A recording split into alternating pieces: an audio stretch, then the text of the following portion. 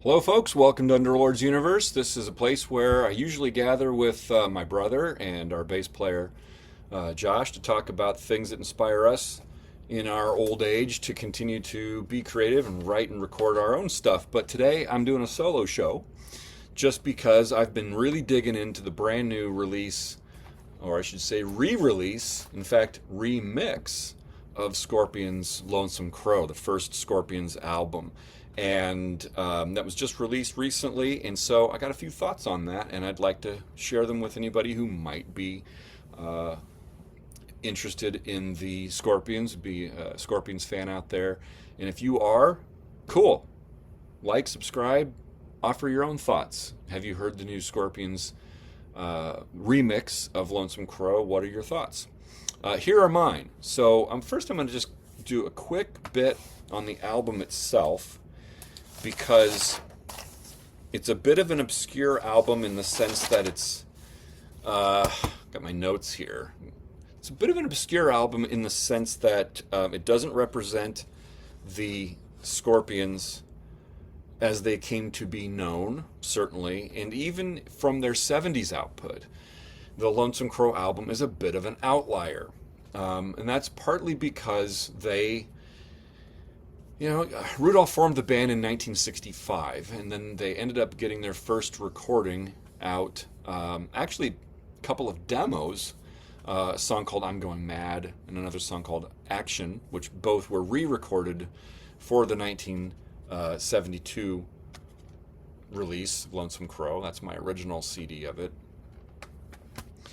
But yeah, the album came out in 1972, and the lineup for the original Scorpions only lasted this one record. And I'll use my old CD copy of it, which was I think it was a Rhino imprint of Rampage Records. Got this years ago, but there is your original lineup of Scorpions. And as most fans know, the only mainstays in the lineup are Klaus Meine and Rudolf Schenker. Of course, Michael went on to UFO and MSG, and the rhythm section kind of filtered off a little more into obscurity. So, and then the band effectively, disbanded after the Lonesome Crow touring cycle, to whatever extent they were able to tour for that. I know they were touring with UFO, and that's where Michael ended up leaving Scorpions and joining UFO. So the Scorpions ended up kind of disbanding and then eventually regrouping with the lineup that would become the Scorpions Mark II, which did Flight of the Rainbow. So even from the first album to the second album, I mean, you've got 3/5 of the band changing, and therefore the sound of the band changes quite significantly from Lonesome Crow to Flight of the Rainbow, the second album, which came out in '74. So, at any rate, a few things about this re-release. First of all, I was thrilled to find out that they were going to re-release this, because especially with a brand new mix, because this was an era of the band that for the longest time they just seemed to ignore. And growing up, I kind of got the impression that they were almost just kind of shoved it to the side, like that's not really us, because the 70s era was so different than what they became in the 80s. So it's really cool to see them embracing this part of the history. So just a few things about the packaging of this new mix. Then I'm going to refer to the mix itself, and then maybe a few thoughts on individual tracks, and then we'll wrap it up. And then, if you've got comments of your own, love to hear what you have to say. So first of all, I want to make a comment about the CD version of the new release. It comes in this little gatefold thingy, and that is a reproduction of what was on the original vinyl, which that's nice to see.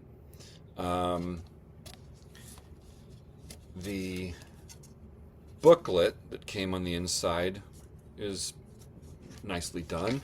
I'm going to just show a few photos here of the band. Klaus is that mustache. It's pretty awesome. Here's another great photo. Wolfgang, the drummer, has got some pretty glorious hair. I mean, this is the era, of great bands pre AI. I mean, AI's got nothing on this. I mean, anyway, the reason I'm pointing out the booklet, which also has an interview with Klaus and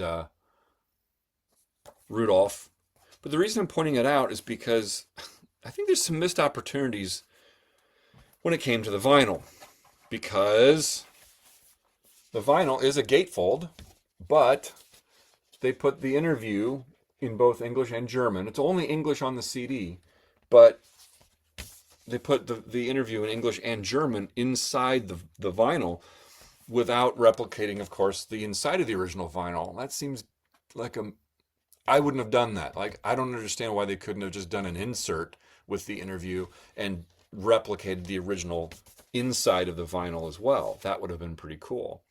The actual disc for the CD, pretty cool. It replicates the Brain logo, which is the original label.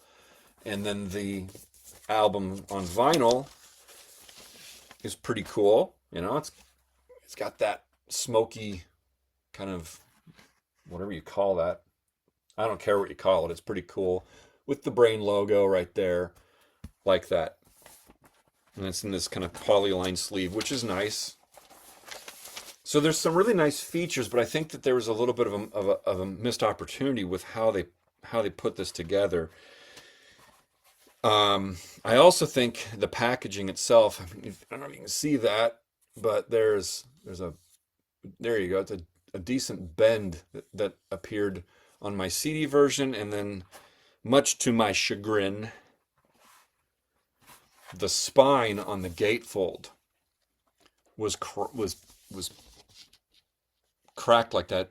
You could see that inside the sealed version of this. Like, I mean, I looked at that. If I had picked this up in the store, I would have noticed that, and I would not have bought this version or this particular copy. I would have looked for another copy.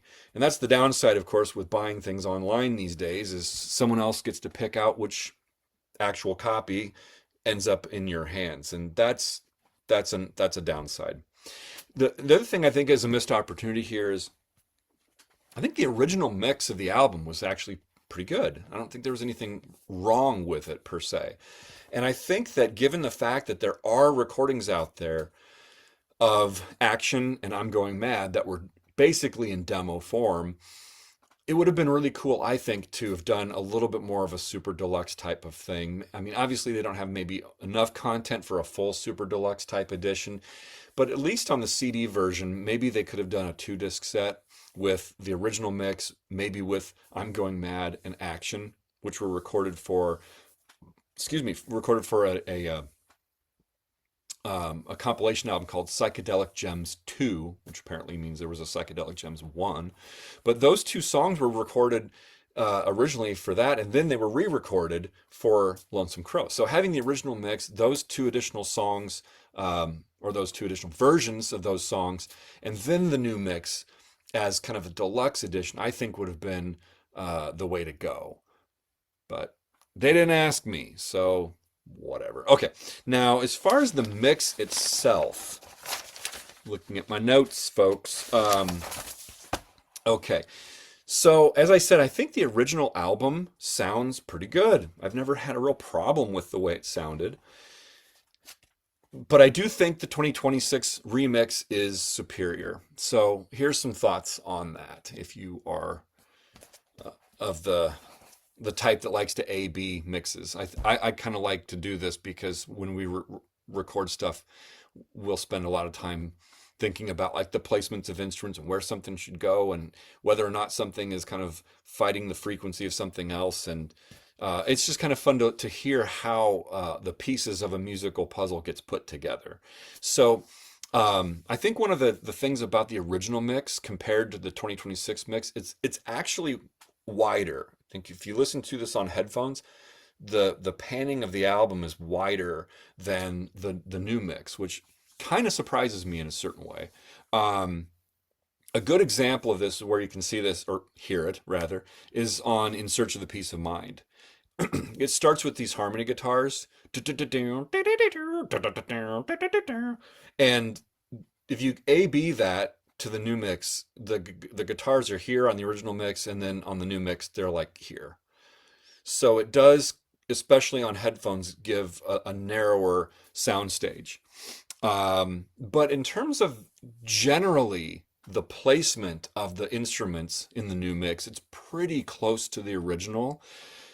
There are some differences, but certainly not anything that's going to really jump out at you if you're listening to it, like maybe in your car while you're driving and there's road noise or something. Um, for example, sticking with "In Search of the Peace of Mind," the acoustic is still panned on the right.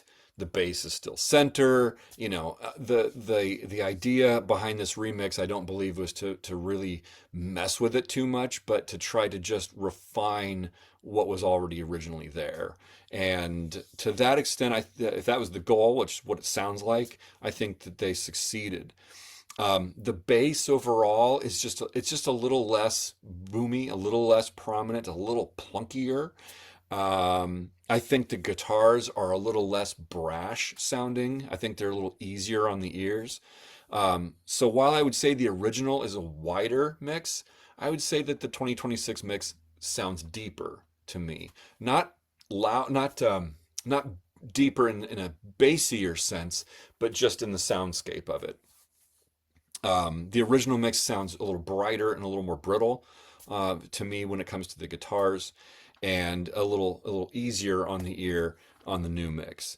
Is it so drastic that the average person would really notice it?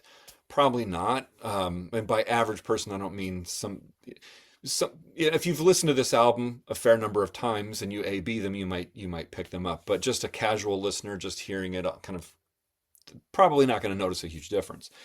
So I would say because of that, this is for fans of the band, fans of this album.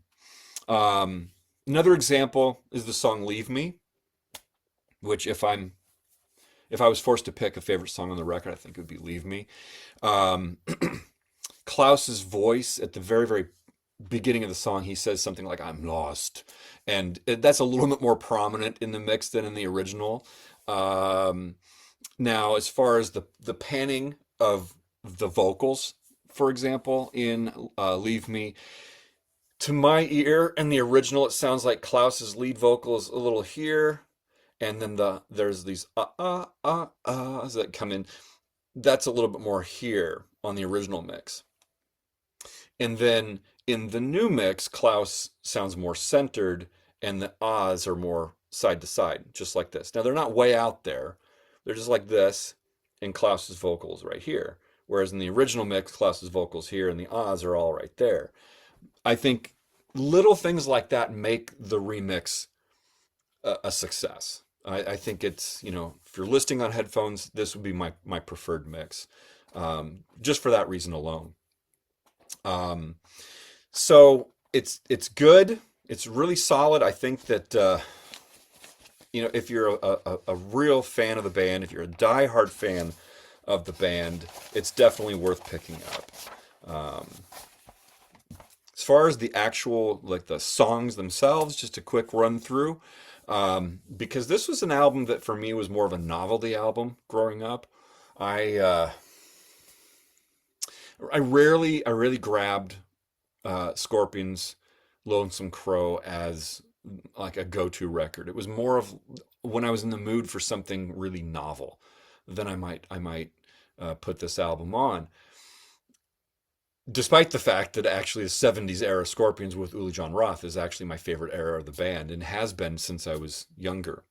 Um, don't get me wrong, I love the '80s era too. Worldwide Live was the first album I ever bought with my own money, but nonetheless, Lonesome Crow was a novelty, and so and even certain parts of it were a little goofy to me growing up. It's definitely a little more space rock, it's a little more psychedelic, etc. Um, Revisiting this album has been awesome. I've actually listened to this album probably 4 or 5 times just over the last couple days alone. And my appreciation for the record has really grown. The elements of the album that I've always really liked, I love now. And the parts of the album that I thought were, a little corny, maybe a little goofy, I just think are cool now. I can appreciate the kind of the naivety, but the talent and the ambition that these guys had putting this album together. So you get "I'm Going Mad" as the first track, great soloing by Michael Schenker, who was 16 years old when this was recorded. And that's just like, I mean, what do you say about that, right? And that's the thing throughout this entire album. If there's a through line on this album, I think there's three things. Michael soloing, the great bass work by Lothar Heimberg, and the kind of use of vocal melodies in terms of oohs and ahs, which kind of really create, to me, it's kind of almost like a haunting element that kind of comes in and out of this album because of those oohs and ahs and the way that they used um, uh, vocalizing beyond lyrics. So then it moves from there into "It All Depends." Again, more ahs. You get a more standard verse in "It All Depends," whereas in the opening track, "I'm Going Mad," it's this kind of spoken word thing. There's a great percussion breakdown in "It All Depends," and it reprises the way the song starts with this kind of screeching guitar line with these killer drum rolls. And then it goes from there into this kind of serene, atmospheric opening of "Leave Me," again with more ahs, vocalizations, and a real gentle pattern, but then this powerful lead vocal that just comes right over the top. Moves from there into "In Search of the Peace of Mind," which would live on and be played on Tokyo tapes in a slightly truncated form. It's got the nice plunky bass line. My understanding, I think in the liner notes, I think that Rudolph says this is the first song that Michael ever wrote. So that's cool just in and of itself. And you really get those intense Klaus screams that he becomes known for later on at the end of that song. "Inheritance," which opens up side two of the vinyl. Side two of the vinyl starts with "Inheritance." Really kind of a psychedelic opening, and then just kind of really builds into, again, more great solos from Michael Schenker. So if you're into that kind of old school lead playing, it's hard. You can't go wrong. You can't go wrong with this album from that standpoint. A lot of light and shade in that song as well. There's a lot of like la la la's behind the lead vocal, which kind of create this, again, this haunting element that kind of just comes in and out of this record. "Action" follows, which is a real kind of a jazzy number. This was the number that I used to find a little goofy. It starts off with, and then Klaus comes in with, "Yeah, count to 5. And I will start my car for a ride." And it was like, I remember my roommate and buddy, Matt, lifelong friend Matt. Well, we used to kind of groove to this song in college because it was a little corny to our taste. And now I just listen to it and it's like, yeah, I'm digging that. And then the album closes out with the epic title track "Lonesome Crow," which I like all the parts to it. It seems a little Frankenstein monstered together. It seems a little stitched together. I don't think it's necessarily successful as an epic in that regard in terms of its composition, but I do appreciate every part of the song, and I do like all the parts of the song. So I give it a thumbs up, but it's not my favorite track on the record. But I don't skip it. And back in the day, I used to just skip over the title track. It didn't really click with me. And so growing up, it was, if I ever put this album on, it was "I'm Going Mad," "It All Depends," "Leave Me," and Inheritance. Those 4 songs. In Search of the Peace of Mind, it's good. I like it. But growing up, if I kind of went to those other 4 tracks. Action we'd put on if we wanted a little bit of a laugh. I no longer laugh at it. I just think it's cool. So as you age, tastes get refined. You hear things with new ears, etc., etc. And it's been really great revisiting this record. I will be spinning this album a lot more in the days and years ahead. Now, if you've ever watched one of our rating episodes before, you'll know that Brent and I and Josh, when he joins in, we use a system where we rate every song on a scale from 1 to 5, and then divide by the total number of points possible on to get an overall percent or an overall average rating for the album, and that's how we go about ranking albums. I have not ranked the Scorpions catalog, but this being their debut and having listened to it several times over the last couple of days, I went ahead and rated this album. Now, I'm not going to disclose my numbers on this necessarily, because I know that Brent has gone through the entire Scorpions catalog, and he and I will be doing a Scorpions series here at some point. But I will say that this overall came in at an average of 4 stars. So if we think about 5 points as 5 stars, this came in at average. If I average up all my numbers and divide by 35, which is the total number of, there's 7 songs, each song 5 points, up to 35 points, it came out to 3.785. If you round that, it would be 3.8. So round that, then it'd be 4 stars. So it's a 4-star album. And if you had asked me, 10, 12, 15 years ago, how many stars I'd give this album, I would have said, I don't know. I'd probably have to listen to it again. And here I've listened to it several times recently. If you had asked me this, when I was 20, I probably would have said, I don't know, 2.5, 3 stars at most. It's a novelty record. It's kind of got its moments, but I don't know. I was put it on in the car the other day and driving down with, going out to dinner with my wife, and she said, "What is this?" She'd never heard it before, and she's a fan of the Stones. She's a fan of the Guess Who, early Jethro Tull and stuff, and she was like, "Wow, this is Scorpions. This is cool." And I'm like, yeah, it really is. It's a really good record. I'm really glad that it was re-released. I have some issues with the packaging. I wish that they had done more of a super deluxe with the original mix and with those couple original demos added in. But hey, I'm not complaining. It's a good release. It's worth picking up if you're a Scorpions fan. And if you are a Scorpions fan, and if you have never heard Lonesome Crow but are checking it out for the first time, I'd be curious to know what you think. If you're a lifelong Scorpions fan that's been a lifelong fan of this record, I'd like to know what you think of the new mix. If you are a lifelong Scorpions fan that never liked this album but are giving it a new shot, I'd like to know what you think. Like, subscribe, etc. Like I said, Brent and Josh and I, the guys that sometimes appear on this with me, we are involved in a musical project. We call it Underlords of the Overworld because we think of ourselves not as overlords of anything, but underlords. And I think we have a grand average of maybe 6 listeners on Spotify, which, fine, whatever, that's cool. We just do it for the fun of it. And if you're interested in checking out and supporting independent artists, you can just, check out one of those songs too. We got some new stuff coming out hopefully soon once the artwork gets done. And yeah. Anyway, like, subscribe, etc., etc. And I don't know. Yeah.